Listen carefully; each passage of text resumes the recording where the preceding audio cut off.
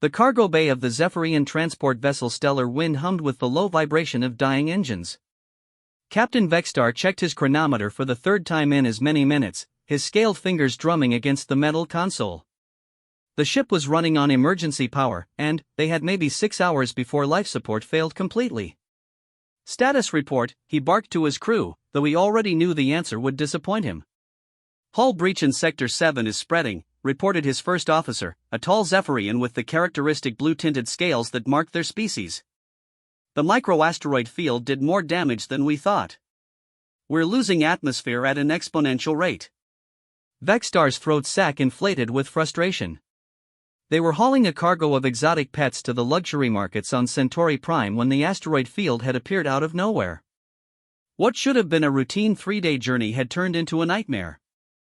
The ship's shields had failed first, then the navigation systems, and now they were drifting in space with a cargo hold full of creatures that would fetch millions of credits if they could just get them to market alive. What about the emergency pods? Vexstar asked, though he suspected he wouldn't like this answer either. 2 pods are functional. That's enough for the crew, but... The first officer gestured toward the cargo manifest on his screen. The cargo containers aren't designed for pod evacuation. The environmental systems won't support the creatures during transport. Vexstar stared at the manifest. Hundreds of rare creatures from dozens of worlds. Fire salamanders from Ignis 4 that could survive in molten lava. Crystal birds from the ice moons of Kepler that sang songs of pure mathematics. Micro-dragons from the forest world of Verdania that could phase between dimensions. Each creature represented years of careful breeding and genetic enhancement. Each one was worth more than most beings made in a lifetime. And, then, there was the newest addition to their cargo. Something they had picked up on their last stop at the frontier station of Outpost Delta. The station master had been desperate to get rid of it, offering it for practically nothing. Vexstar had thought it was a stroke of luck at the time. Sir, his first officer continued, there's also the matter of the anomaly. The what? Vexstar's head snapped up. The white creature, sir. The one we picked up from Outpost Delta. It's in Cargo Bay 7. The one that's been. The officer's voice trailed off. Spit it out. It's been crying, sir. For the past 6 hours. Non-stop. Vexstar felt his scales ripple with annoyance. The last thing they needed was some emotional creature adding to their problems. He had barely paid attention when they loaded it aboard. The creature had been small, white, and furry, some kind of feline species from a backwater world. The station master had claimed it was sick, possibly dying, and had practically begged them to take it off his hands. What species is it again? Vexstar asked, pulling up the cargo manifest on his personal tablet. Unknown origin, sir. The documentation lists it as Felis albinus, but that's obviously a placeholder designation. The genetic scans came back inconclusive. Whatever world it's from isn't in our databases. Vexstar scrolled through the creature's file.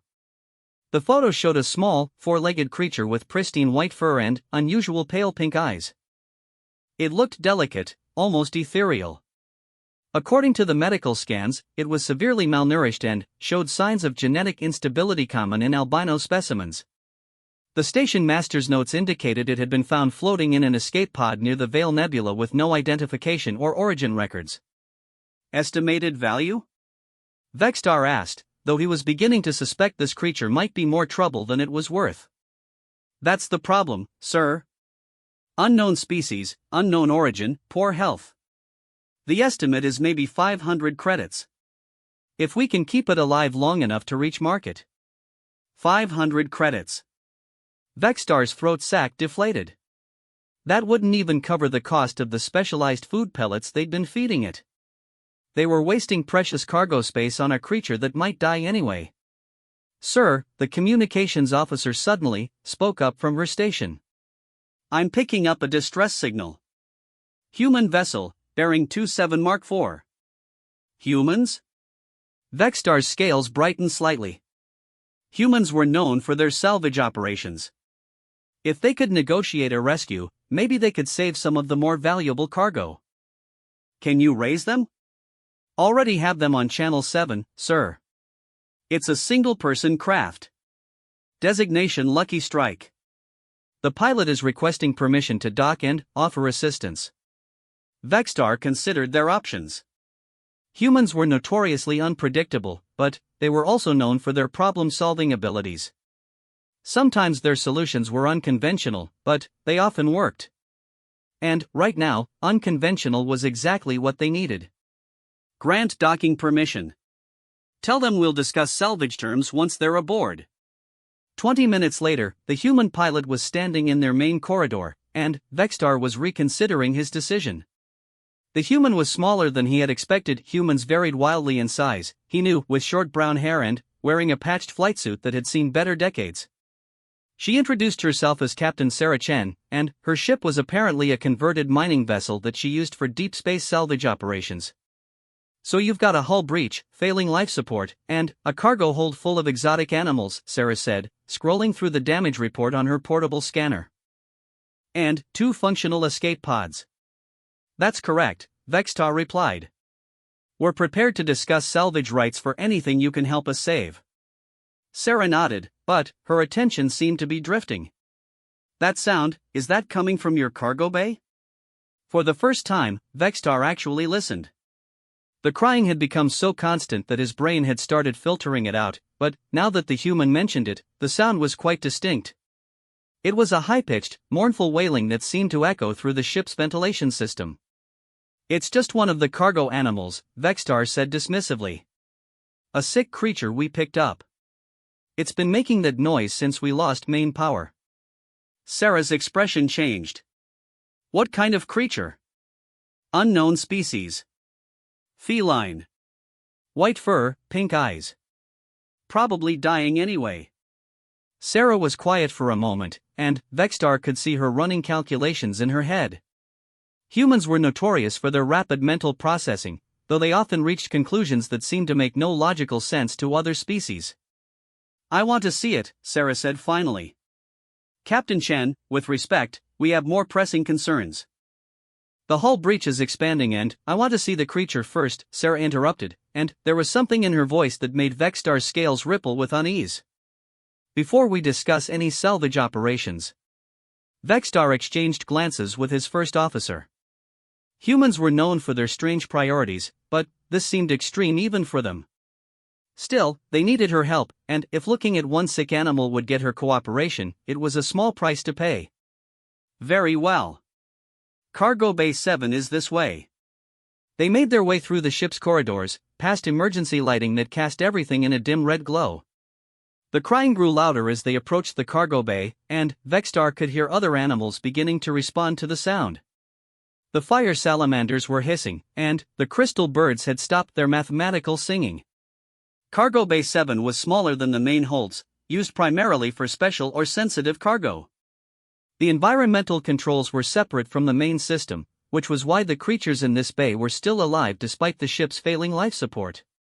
But even these backup systems wouldn't last much longer. The white creature was in a standard transport cage near the far wall. The cage was perhaps 2 meters square, with basic feeding and waste disposal systems. As they approached, the crying intensified, and Vexstar could see the creature clearly for the first time since they had loaded it aboard. It was small, maybe the size of a Zephyrian infant, with long white fur that seemed to shimmer under the emergency lighting. Its pink eyes were wide and bright, and it was pressing itself against the front bars of the cage, reaching out with small, delicate paws. The crying was coming from its throat, a sound unlike anything Vexstar had heard from any known species. Sarah moved closer to the cage, and the creature's behavior changed immediately. The crying stopped, replaced by a different sound, softer, almost musical. It was still reaching through the bars, but now its movements seemed hopeful rather than desperate. What's its condition? Sarah asked, her voice strangely quiet. Vexstar consulted his tablet. Severe malnourishment, genetic instability typical of albino specimens, possible neurological damage. The medical scanner indicates it may not survive another day, even with proper care. Sarah knelt down in front of the cage, and the creature immediately moved toward her, pressing its face against the bars. She held out her hand, and the creature touched her fingers with its paw. "Have you been feeding it?" Sarah asked. "Standard nutrition pellets, appropriate for most carbon-based life forms," Vexstar replied. "Though it's barely been eating." "What about water?" "Standard water rations." Sarah stood up and turned to face Vexstar. Her expression was unreadable, but there was something in her eyes that made him take a step back. "This creature isn't sick," she said quietly. "I'm sorry?" "It's not sick. It's dying, but not from disease." Sarah's voice was steady, but Vexstar could detect an underlying tension. "It's dying from loneliness." Vexstar blinked, his nictitating membrane sliding across his eyes in confusion. "I don't understand." "This is a social species," Sarah explained. "Probably evolved from pack hunters. The crying isn't random, it's a distress call. It's been calling for its family, its pack, 4 days. And, when none of them answered, she turned back to look at the creature. It started shutting down. That's..." Vexstar struggled to process this information. "That's not possible. Social bonding doesn't affect biological functions to that degree." "It does in some species," Sarah said. "There are creatures on Earth, my homeworld, that will literally die of loneliness. Their immune systems shut down, they stop eating, they waste away. We call it failure to thrive." Vexstar looked at the creature with new eyes. It had stopped making any sound at all and was simply sitting in the corner of its cage, staring at Sarah with those unnaturally pink eyes. "Even if that's true," Vexstar said carefully, "we can't exactly reunite it with its species. We don't even know what world it came from." "No," Sarah agreed. "But we might be able to give it a reason to live." She turned back to Vexstar, and he could see she had made some kind of decision. "Here's my offer," she said. "I can patch your hull breach and get your life support systems back online. I can tow you to the nearest station with full repair facilities. In exchange, I want salvage rights to anything that doesn't survive the journey, plus..." She paused. "Plus that creature. The albino?" Vexstar was genuinely confused now. "Captain Chen, that creature is worth perhaps 500 credits in perfect health. In its current condition, it's essentially worthless. Nevertheless, that's my offer." Vexstar considered this. The human was offering to save his ship and crew in exchange for salvage rights to dead cargo and one sick animal that was probably going to die anyway. It seemed like the deal of a lifetime. "Very well," he said. "But, I should warn you, the creature probably won't survive the journey to the station." Sarah smiled for the first time since coming aboard. "Let me worry about that." As they shook hands to seal the deal, the white creature in the cage made a soft sound, not the desperate crying from before, but something almost like a purr. It was looking directly at Sarah, and, for just a moment, Vexstar could have sworn he saw intelligence in those pink eyes. The next few hours passed in a blur of activity. Sarah worked with Vexstar's engineering crew to seal the hull breach using some kind of molecular bonding agent that she carried in her ship's supplies. She jury-rigged their life support systems using spare parts from her own vessel, boosting their efficiency by nearly 40%. Within 3 hours, the stellar wind was breathing normally again, and the immediate crisis had passed. But, through it all, Vexstar noticed that Sarah kept returning to Cargo Bay 7. She had moved the white creature's cage to a position where it could see through the small viewport, and she had somehow procured what looked like real meat from her ship's supplies to supplement its nutrition pellets. "Captain Chen," Vexstar finally asked during a break in the repair work, "may I ask why you're so interested in that particular creature?" Sarah was kneeling next to the cage again, and the creature was pressed against the bars, making that soft purring sound. Its eyes seemed brighter now, and it had actually eaten some of the food she had provided. "Do you have pets, Captain Vexstar?" she asked without looking up. "Pets?" Vexstar's throat sac contracted in confusion. "You mean domesticated animals?" "Zephyrians don't typically keep other species for companionship." "Most humans do," Sarah said. "We've been living alongside domesticated animals for thousands of years. Cats, dogs, birds, fish. We've learned to read their body language, understand their needs." she finally looked up at Vexstar.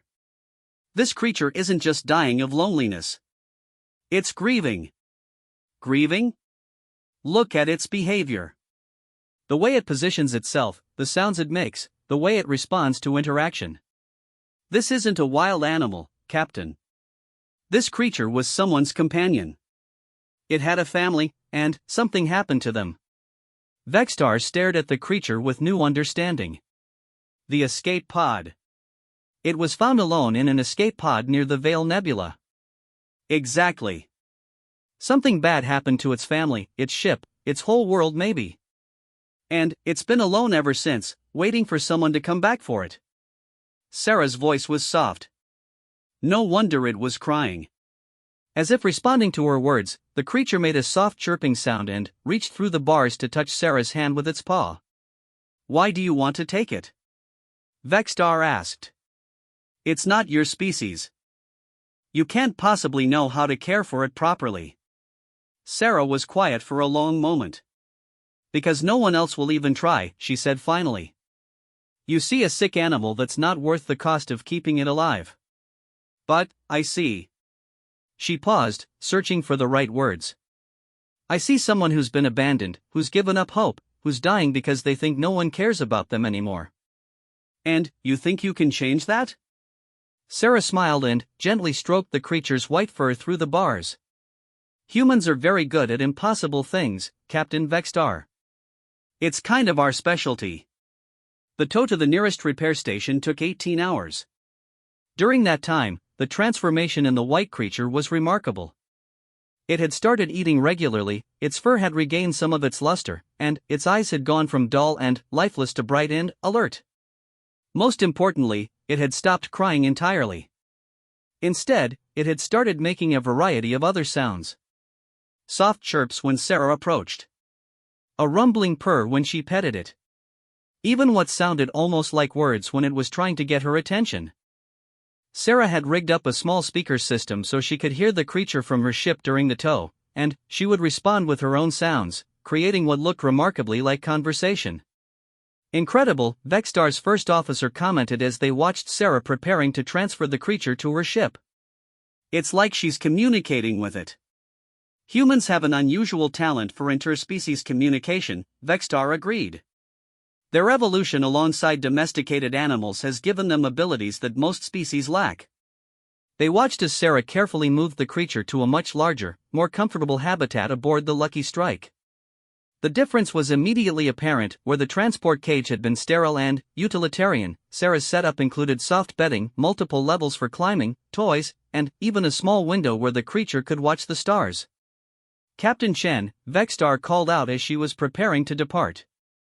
What will you do with it? It's still an unknown species. You don't know its dietary requirements, its social needs, its lifespan. Sarah paused at the airlock. I'll figure it out as I go, she said. That's what you do when you care about someone. You learn what they need, and you give it to them. And if you can't?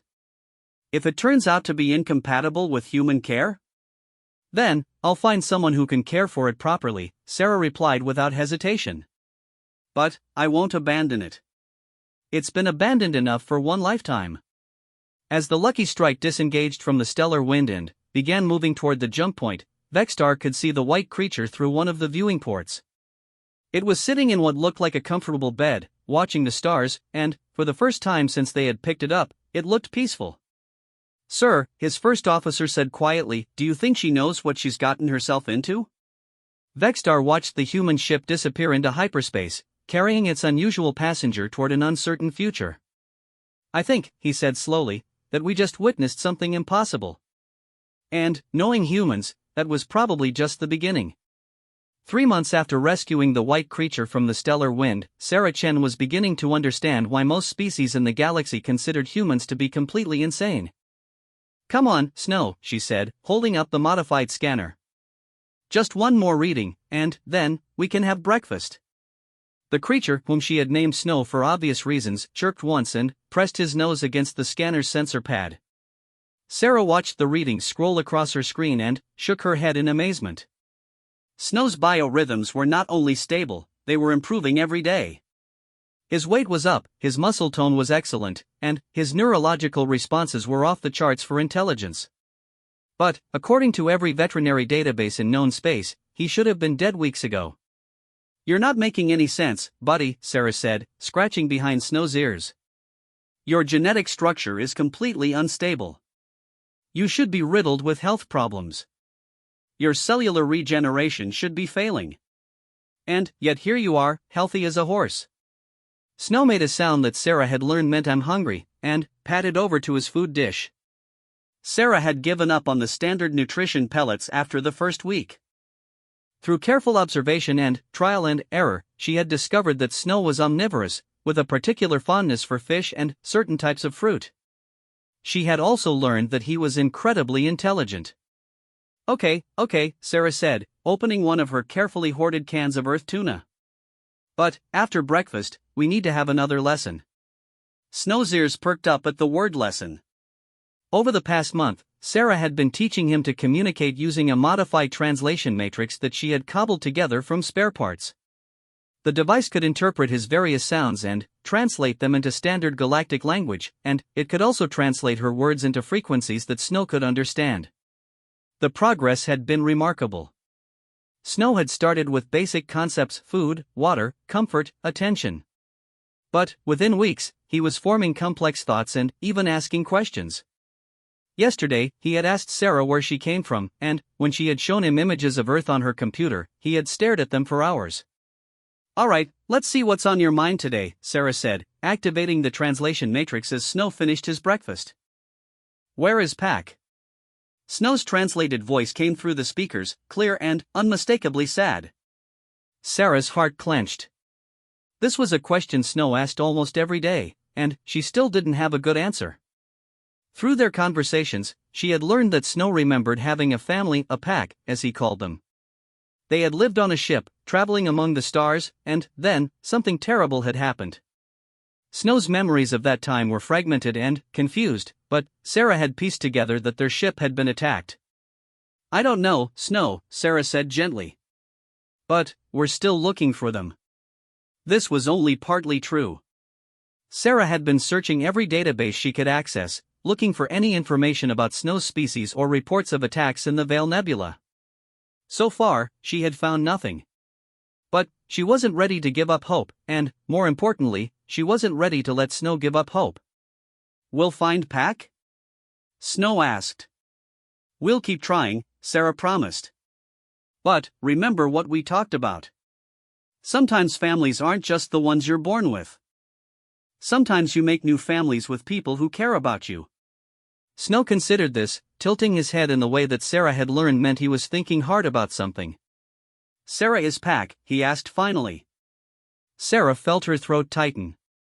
"If you want me to be." Snow made a sound that the translator couldn't interpret, but Sarah recognized it anyway. It was the happy purr he made when he was content. He padded over to her chair and curled up in her lap, something that had taken weeks of patient trust building before he was comfortable enough to do. "There's something else we need to talk about," Sarah said, stroking Snow's soft fur. "We're going to dock at Kepler Station tomorrow. I need to resupply, and you need a proper medical checkup." Snow's ears flattened against his head. "No cage," he said firmly. "No cage," Sarah agreed. "But you'll need to stay close to me. Kepler Station is, well, it's a big place with a lot of different species. Some of them might not understand that you're not just an animal." This was another problem Sarah was still learning to navigate. Most galactic species viewed animal intelligence on a very different scale than humans did. What humans considered basic pet behavior, following commands, showing affection, demonstrating problem-solving abilities, most alien species barely registered as intelligence at all. The idea that Snow might be truly sentient, capable of complex thought and emotion, was something that most beings simply couldn't accept. "We'll protect Sarah too," Snow said, and Sarah could hear the determination in his translated voice. "Protect me from what?" Snow was quiet for a moment, and, when he spoke again, his voice was unusually serious. "Bad things in dark places. Snow can sense. Snow can see." Sarah frowned.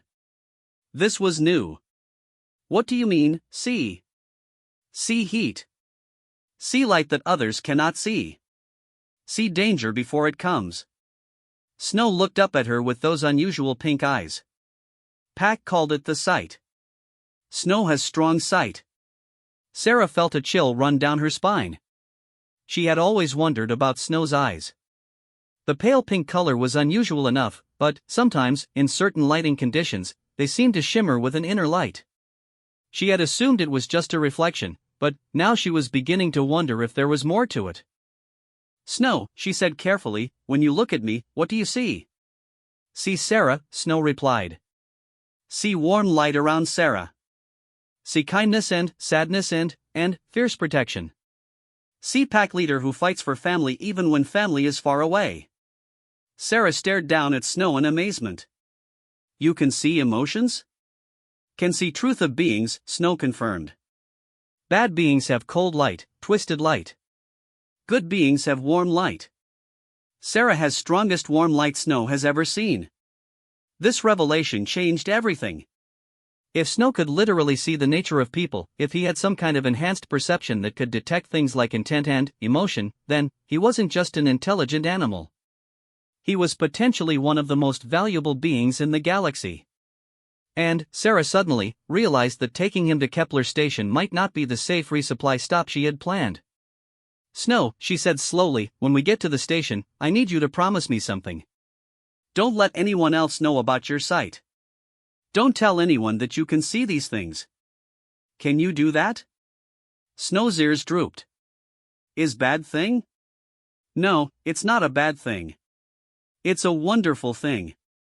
But there are people who might try to hurt you if they knew about it. People who would want to use your abilities for bad purposes. Like the ones who hurt Pack? Sarah felt another chill. What do you remember about that?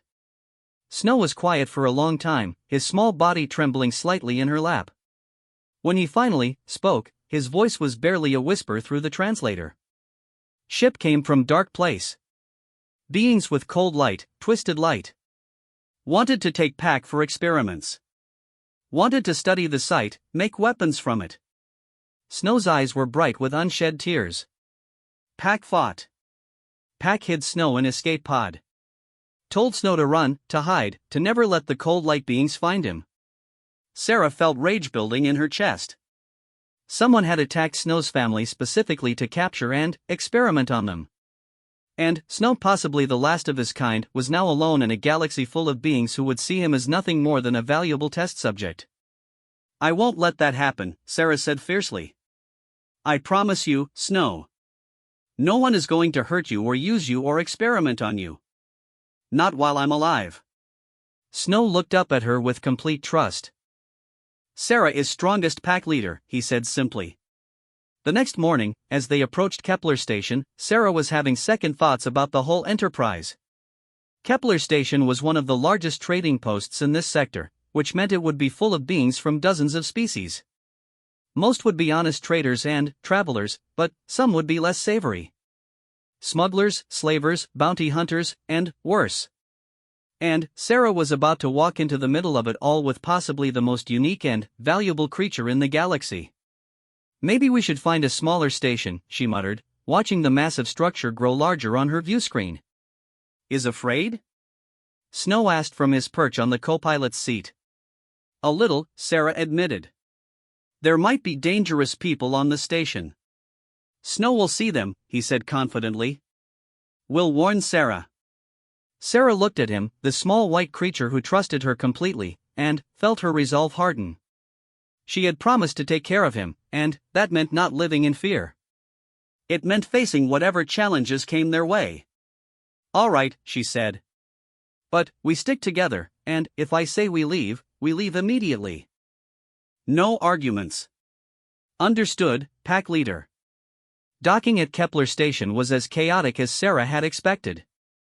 The massive station was a maze of corridors, markets, cantinas, and docking bays. Beings from dozens of species hustled through the crowded passages, conducting business in a dozen different languages.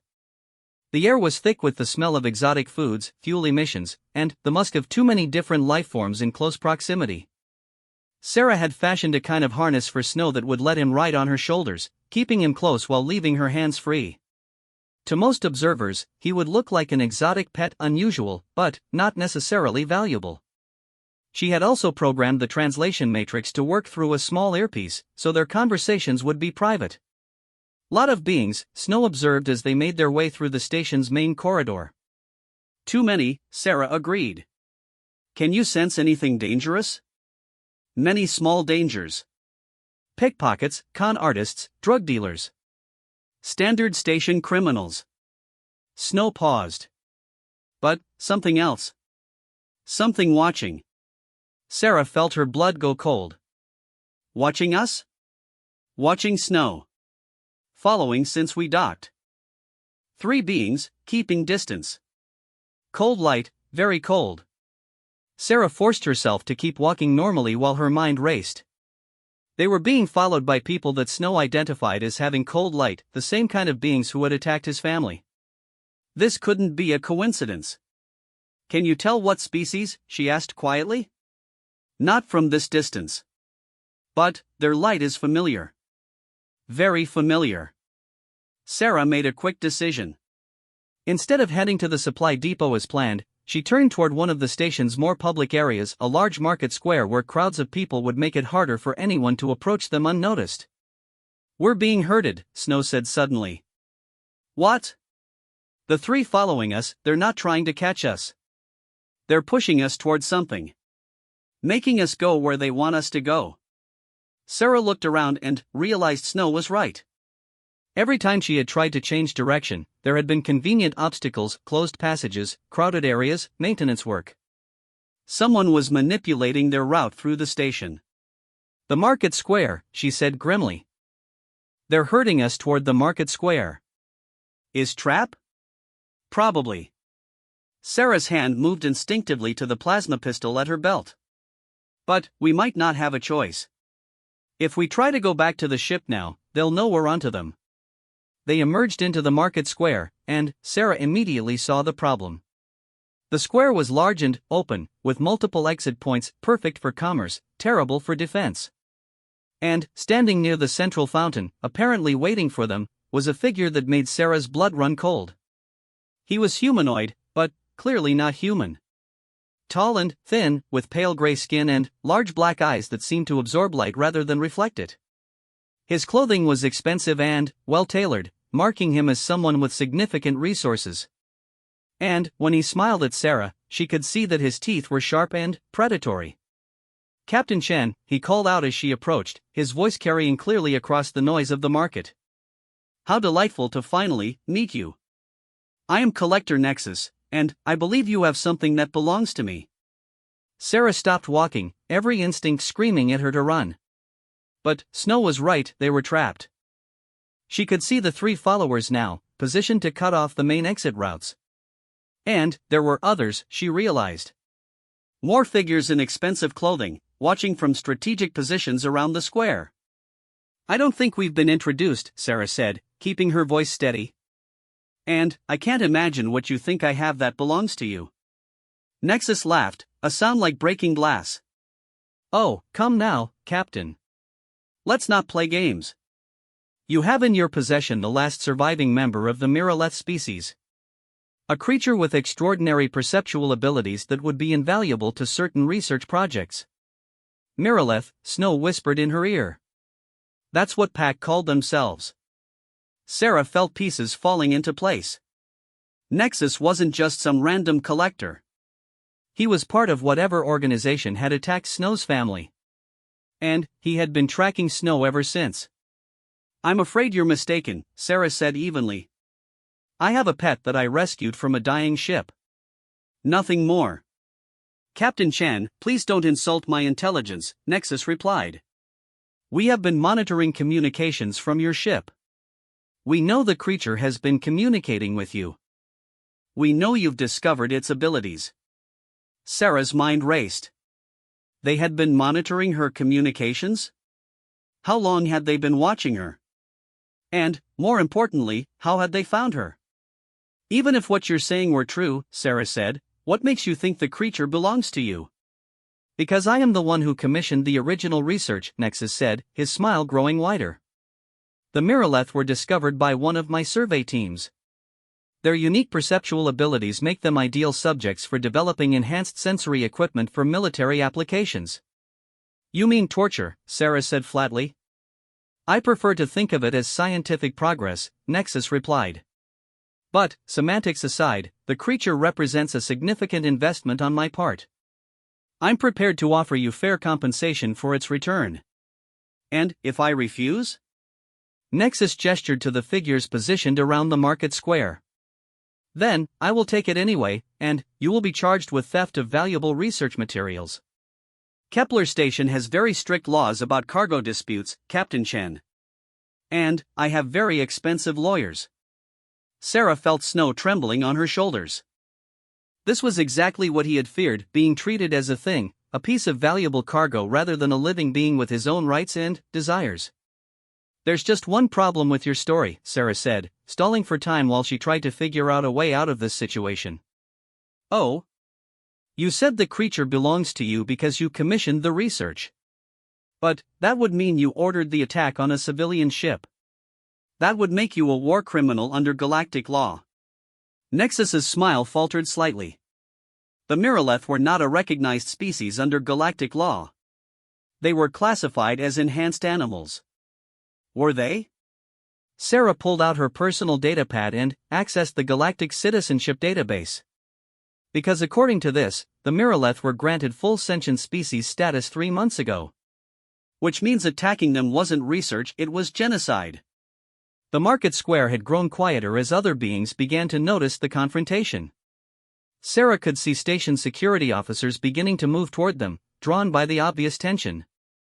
That classification is under appeal, Nexus said, but his confidence was clearly shaken.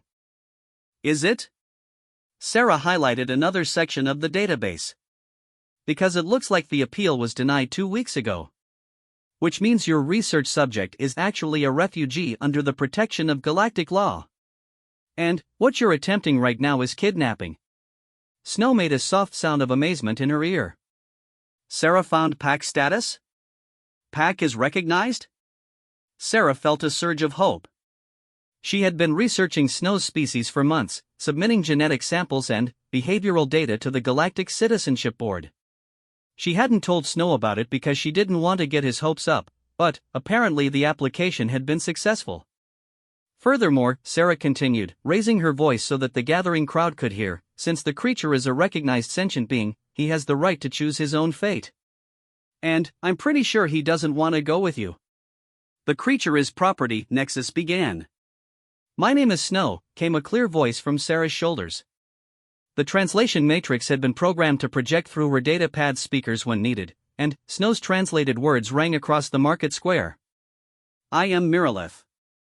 I am the last of my pack. And, I choose to stay with Sarah Chen, who saved my life and gave me hope when I had none. The effect on the crowd was immediate. Conversation stopped. Beings turned to stare. Even the station security officers paused, clearly unsure how to handle a situation involving a talking alien creature claiming refugee status. Nexus's face had gone from pale gray to an unhealthy greenish color. This is a trick, he said desperately. The creature has been programmed to say these things. Have I? Snow asked, and Sarah could hear the steel in his translated voice. Then, explain how I know that you are the one who killed my pack. How I recognize your cold light, your twisted spirit. How I remember your voice from the day my family died. The market square had gone completely silent now. Station security was moving closer, their hands on their weapons. And Sarah could see fear in Nexus's eyes for the first time. Collector Nexus, one of the security officers called out, you're going to need to come with us. We have some questions about your research activities. This is outrageous, Nexus protested. I have rights. I have legal standing, you have the right to remain silent, the security officer interrupted. And, you're going to need it. Genocide carries a life sentence in this sector. As Nexus and his associates were led away in restraints, Sarah felt snow relax on her shoulders.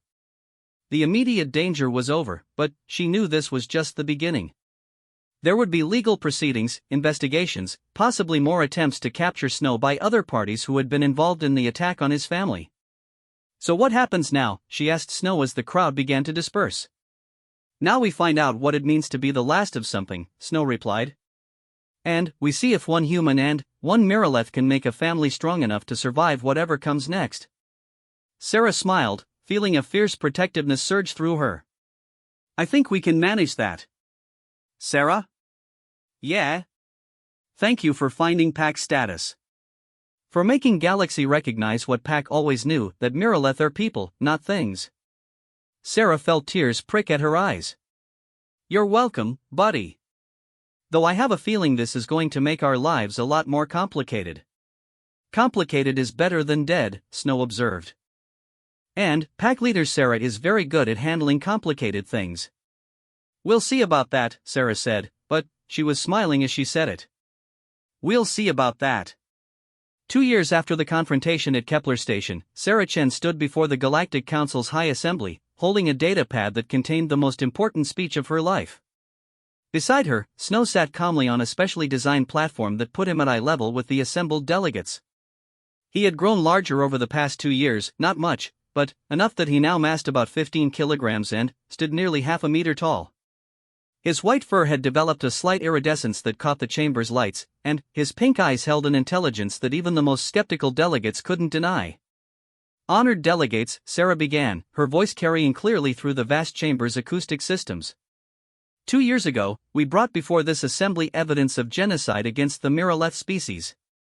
Today, I stand before you to present something that many thought impossible, a path forward for a species that was thought extinct." The chamber murmured with interest. Representatives from over 200 species filled the tiered seating, their various forms and physiologies a testament to the diversity of galactic civilization. In the viewing galleries above, journalists and observers watched with keen attention. This session was being broadcast across the galaxy, and the implications of what Sarah was about to propose would affect every spacefaring species. "With your permission, I would like to let Snow speak for himself about what his people have learned, and what they can offer to the galaxy." The speaker of the assembly, a tall crystalline being whose body chimed softly when she moved, nodded her consent. The assembly recognizes the representative of the Miraleth species. Snow activated his translation matrix and stood on his platform. Over the past 2 years, his communication skills had improved dramatically. The device no longer just translated his sounds, it had learned to interpret his body language, his emotional undertones, even his silences. When he spoke now, his translated voice carried nuances of personality that made it clear this was no simple animal. "Honored delegates," Snow began, "my name is Snow of the Star Walker Pack, and I am the last natural-born Miraleth in the galaxy. But, today, I speak not just for myself, but for the new family we have created." Sarah activated her datapad, and holographic displays around the chamber came to life, showing the interior of what looked like a space station. But this wasn't any ordinary station, it was alive with activity, filled with beings of various species working together on projects that defied easy categorization. "What you're seeing is Haven Station," Sarah explained. Built over the past 18 months using resources donated by over 50 different species, Haven Station has become the first truly multi-species research and development facility in galactic history. The hologram focused on specific areas of the station. In one laboratory, a team of human scientists worked alongside crystalline beings and silicon-based lifeforms to develop new medical technologies. In another section, Zephyrian engineers collaborated with gas giant dwellers to create atmospheric processors that could terraform dead worlds. And, in the center of it all, serving as a bridge between species that had never successfully communicated before, were Snow and his new family. "The genocide against the Miraleth nearly eliminated something precious from the galaxy," Snow continued. "My people's sight, our ability to perceive the true nature of beings, was seen by some as a tool for war, for control, for exploitation. But the sight was never meant for those things. It was meant for understanding, for building bridges between different forms of life." The hologram shifted to show Snow working with a group of beings from different species, facilitating what appeared to be a complex negotiation. As the delegates watched, they could see how Snow's presence seemed to calm tensions, how his input helped the various parties find common ground. Over the past 2 years, Snow has helped resolve over 300 interspecies disputes, Sarah reported. Trade disagreements, territorial conflicts, cultural misunderstandings, situations that might have led to sanctions or even wars have been peacefully resolved because Snow could see past the surface antagonisms to the real issues underneath. But, the Mirrorleth are extinct, called out one delegate, a 6-armed being from the Rigel system. How can one individual represent a species? Snow's ears droop slightly, but his voice remains steady. You are correct that I am the last natural-born Mirrorleth. My original pack is gone, and there are no others like me in the galaxy. But families are not always about blood. Sometimes, they are about choice. The hologram changed again, this time showing the medical bay of Haven Station. In specially designed chambers, tiny forms floated in nutrient baths, but these weren't natural offspring. They were artificial constructs, beings created through advanced biotechnology, each one carrying a portion of Mirrorleth genetic material combined with DNA from other species. Using genetic samples from Snow, and, with his consent, we have created the first generation of hybrid Mirrorleth, Sarah explained.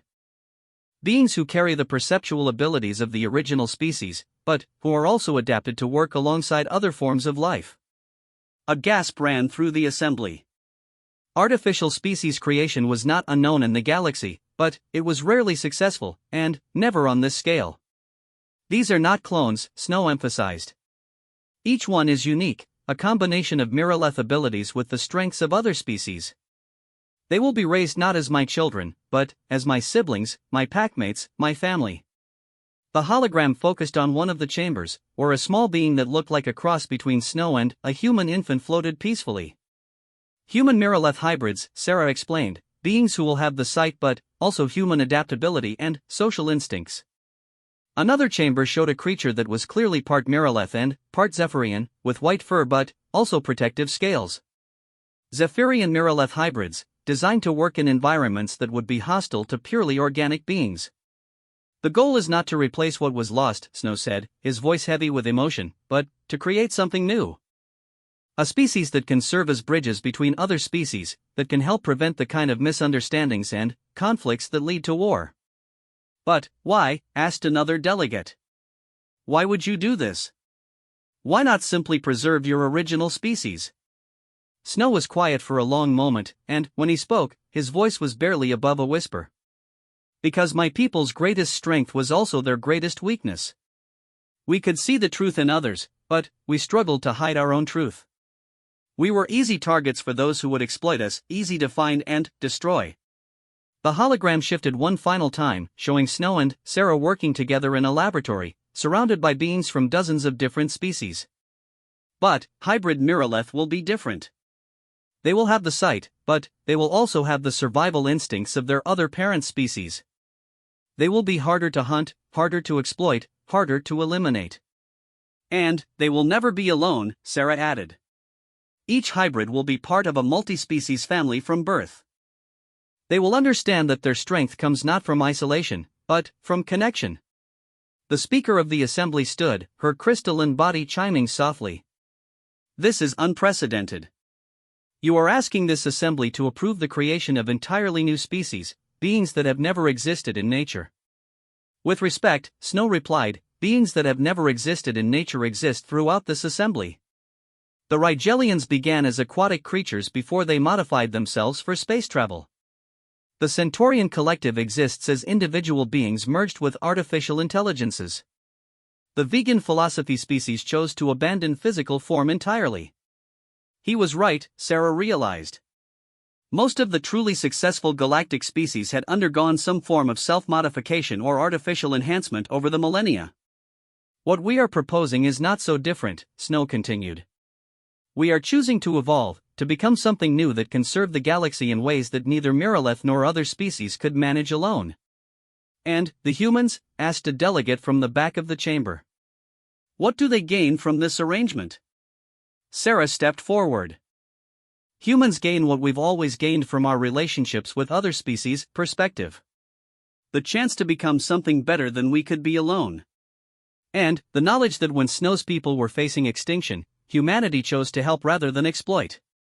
But, there are risks, pointed out another delegate.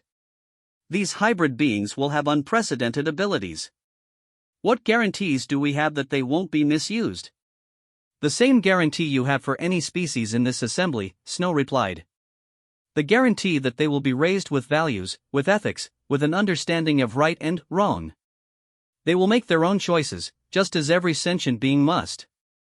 Sarah activated another display, this one showing the legal framework they had developed. Each hybrid will be a citizen of Haven Station, with full rights under galactic law. They cannot be owned, cannot be enslaved, cannot be forced to use their abilities against their will. They will choose their own paths, their own purposes, their own allegiances. The debate that followed lasted for hours. Some delegates were enthusiastic about the proposal, seeing it as a new form of cooperation between species. Others were concerned about the unprecedented nature of creating artificial beings with such unique abilities. Still others worried about the implications for other endangered species. But, through it all, Snow sat calmly on his platform, occasionally offering clarifications or answering questions.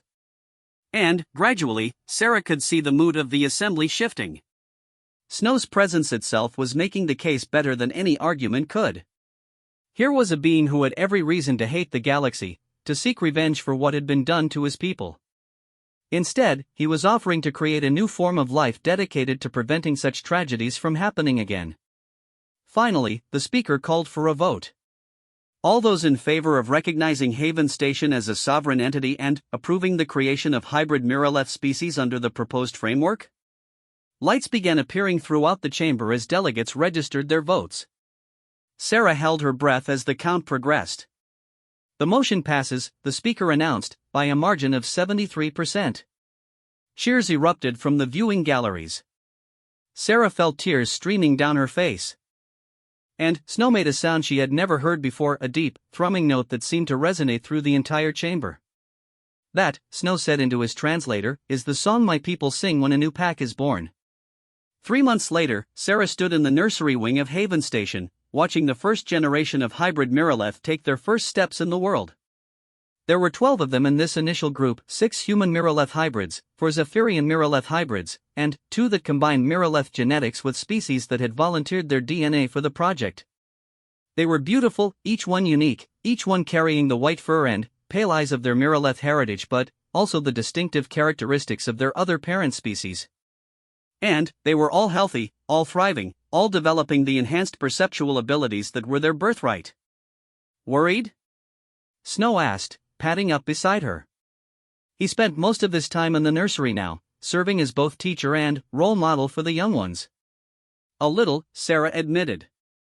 We're responsible for creating an entire new form of life. What if we got something wrong? What if they face problems we didn't anticipate? Snow made the soft chuckling sound that meant he was amused. Pack leader Sarah, you have been saying that same thing for 2 years.